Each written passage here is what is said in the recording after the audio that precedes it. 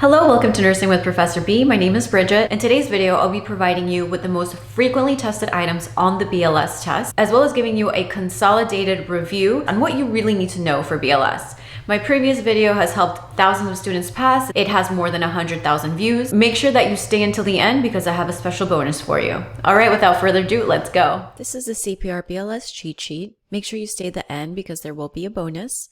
This is the disclaimer page. Thank you so much for watching. I really appreciate it. I also wanted to say that the AHA updates every 5 years, so this is the most up-to-date version. The last update occurred in 2020, and the next update will occur in 2025. You may pause to read this disclaimer. So going several years back, there was a change to the American Heart Association BLS recommendations, CPR recommendations when you encounter an unresponsive patient, and it switched from ABCs to CAB, or compression airway breathing. As we go through, I will give you hints on what is often tested. Recognition of an unresponsive patient begins with circulation airway breathing. First, you want to check for responsiveness. That's where you walk up to the individual and you're like, hey, can you hear me? Then if no response, then you proceed with the assessment. You want to activate 911 and get an AED. If help is around, make sure that you point to one specific person and say, you go call 911, and then a different person, you go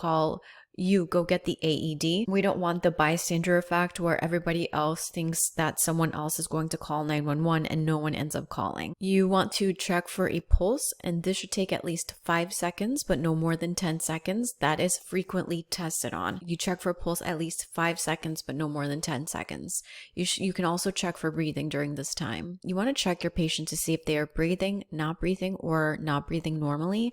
Agonal gasping is not considered breathing. That was another test question. Agonal gasping is not considered breathing. Another test question was that it's often the first sign of cardiac arrest. This is CPR for adults. You want to start CPR beginning with chest compressions. Across the board, the compression rate does not change.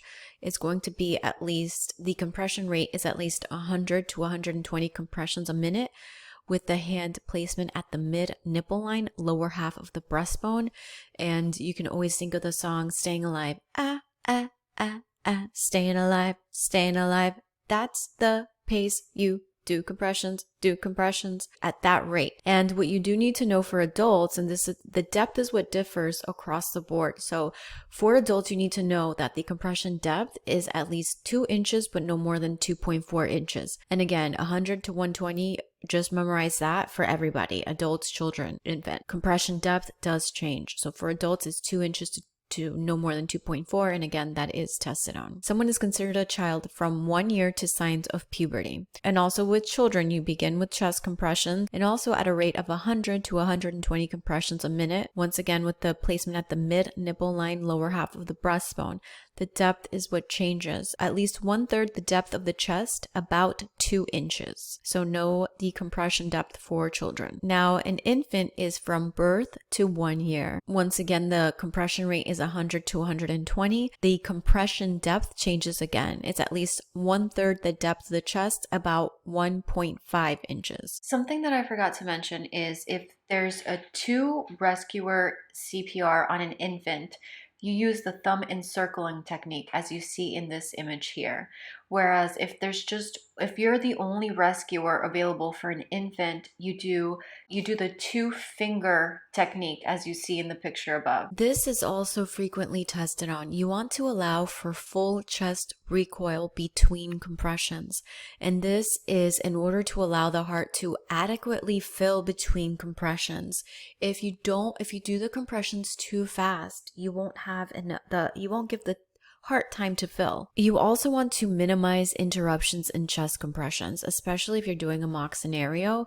Right after you defibrillate, you immediately begin with chest compressions. You're not checking for a pulse. It is recommended that interruptions be limited to less than 10 seconds, and you want to rotate the person providing compressions every 2 minutes. In regards to the airway, if no trauma is suspected, you want to utilize the head tilt chin lift. If suspected trauma, so if you think there's a spinal cord injury, you utilize the jaw thrust maneuver. So once again, if you believe that there is injury to the spinal cord, utilize the jaw thrust maneuver. Compression to ventilation ratio. Adults, it's 30 to 2, whether it doesn't matter if it's a single or multiple rescuer. Now, children and infants single rescuer, this is tested on. Single rescuer, 30 compressions to 2 ventilations. When there's multiple rescuers, more than one, then you're doing 15 compressions to 2 ventilations. Ventilations with advanced airway. When an advanced airway is placed, you want to ventilate the patient one time every 6 seconds for a total of 10 per minute, and make sure that you're always looking for visible rise of the chest to confirm adequate ventilations. You don't want to see the abdomen rising. Another term they might use is gastric inflation. You don't want to see that. Once an AED is available, use it immediately. Immediately upon defibrillation, start CPR, beginning with chest compressions. This is to reiterate that compressions start immediately after you confirm that someone has no pulse, and that this should take a minimum of 5 seconds, but no more than 10 seconds. Now, when you get the AED, the first thing to do is turn the AED on, and then you're going to follow the prompts. The AED has pictures in it and all sorts of tools to make you be able to use it correctly. So when the AED becomes available, you want to immediately use it. And this is the only time that stopping CPR is appropriate. After this point, you will only use the AED on 2-minute pause pulse checks. If the AED analyzes and believes that a shock is required, make sure that you clear all bystanders and healthcare workers. Please do not deliver a shock while someone is touching the patient. Immediately upon defibrillation, you want to resume CPR, beginning with chest compressions. The AED can be used on a victim that was submerged in water. First, of course, you want to remove the victim from the water and you want to wipe the victim's chest. The AED can experience difficulty if the victim's chest is hairy. When possible, the victim's chest should be shaved with a medical razor. Most AED kits do bring a shaver in the AED. If there is not one, you may use pediatric pads to give them a quick wax job and rip off the hair so that the adult pads can make good contact with the skin. Adult pads should be used on adult patients, and pediatric pads, if they're less than 8 years of age, should be used on children and infants. If pediatric pads are unavailable, it is acceptable to use adult pads. However, make sure that when you place the pads that they don't touch. You can always put one on the front of the chest and the other on the back so that they don't touch. Child age range for the use of the AED is 1 year to 8 years of age, and child age range for CPR is 1 year to signs of puberty. The AED can be used for a patient lying in snow. Make sure you clear the victim's chest first. Foreign body airway obstruction, choking victim. In a responsive choking adult, you want to perform abdominal thrusts until the item is dislodged.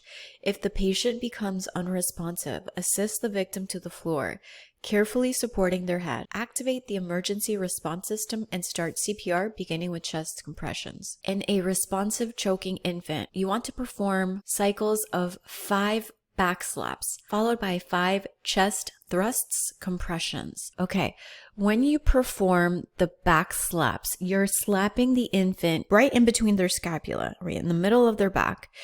And you're doing it with the heel of your hand, and you're doing it pretty hard, and you're doing it 5 times. So you're going to go 1, 2, 3, 4, 5.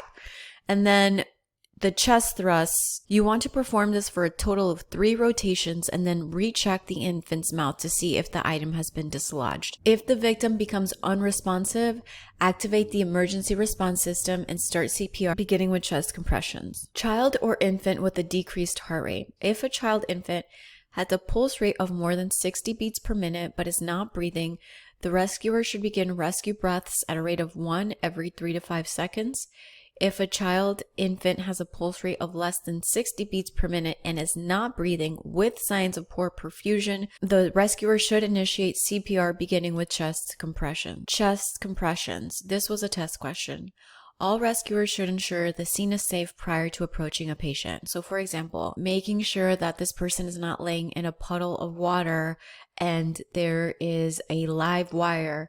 And what I mean by that is a wire that has electricity or current running through it. And as soon as you step in that puddle to pull that patient out, now you get electrocuted too. So just make sure that the scene is safe. When you're checking the pulse on an adult, you're checking the carotid artery. When you're checking the pulse on an infant, you're checking the brachial artery. To provide adequate breaths, the rescuer should seal the patient's nose and mouth when providing breaths. And if no method for safely providing breaths is available, then hands-only CPR should be used at a rate of 100 to 120 compressions per minute. Here's the gastric inflation part that I had told you about. With an advanced airway in place, compressions are constant with no pauses and ventilations are provided once every 6 seconds for all patients. This is a test question. Continuous waveform capnography is the preferred method for monitoring the placement of an endotracheal tube. End-tidal carbon dioxide should maintain above a reading of 10 millimeters of mercury during CPR. If the numerical reading decreases below 10, then it is assumed that chest compressions are not adequate. Cardiac arrest team dynamic approach. The structure or universal approach to the cardiac arrest emergency does not change regardless of profession or setting. CPR should take place in 2-minute increments, allowing for approximately 5 cycles of 30 compressions to 2 ventilations. Upon completion of a 2-minute CPR cycle, a pulse should be palpated for at least 5 but no more than 10 seconds. If a pulse is felt, then post-cardiac care should be initiated. If no pulse is felt within 10 seconds, the rescuer should switch positions and compressions should be immediately repeated. If the patient requires defibrillation, CPR should be continued while the defibrillator charges as to minimize the interruptions.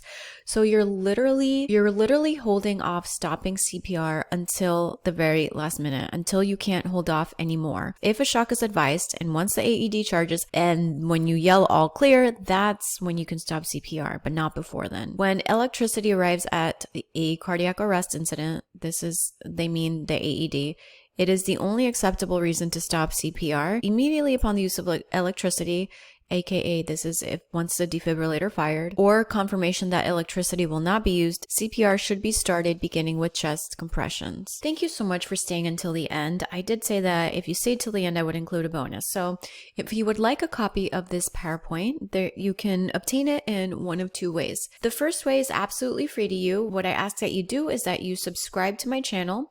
You hit the like button, you send me a screenshot that you subscribe to my channel, and I will give you a viewable link so that you can access this PowerPoint. If you would like your own personal downloadable copy, you may find it at my Etsy store. I will put the link below. It is only $4.97, and I would greatly appreciate it. Creating these PowerPoints, sitting down, recording them, and editing them takes a significant portion of my time, so I would greatly appreciate the support.